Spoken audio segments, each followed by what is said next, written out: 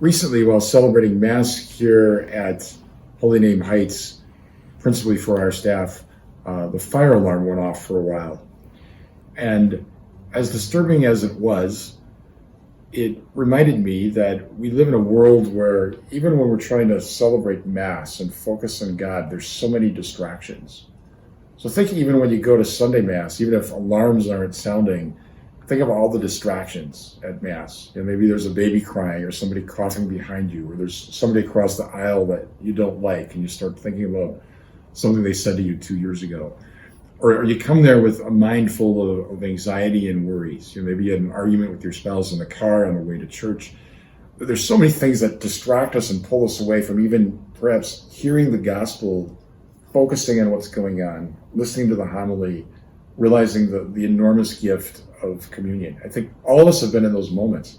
There's times when I'm reading pages of a book and all of a sudden I realize I haven't been paying attention to what I've been reading for the last 3 minutes. I have to go back 5 pages. Or I'm praying the Psalms in the office and realize, did I even really focus on any of the words of the Psalm? Or was I just going through the motions? So we can allow distractions sometimes to rob us of the spiritual value of the moment of grace that God gives us. And how tragic that is if we allow that just to simply go unchecked. So when we realize that we're distracted, that's the moment that God is giving us this invitation to refocus, to recommit, to push outside all those things that are distracting us, that are pulling us away from the central activity of God saving us. That in every moment God is sowing seeds of grace in our souls, and they will come to fruition to the extent that we respond. So even as those alarms are going off at Mass, the necessity for me to focus on the words of consecration, to have the Mass continue to go forward.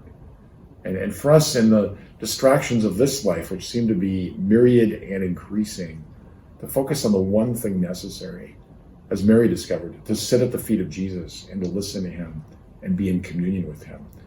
Don't let the distractions of life take you away from the most glorious thing that God wants to give you in every moment, and that is the awareness of his love for you and the invitation to respond to him in faith, hope, and charity.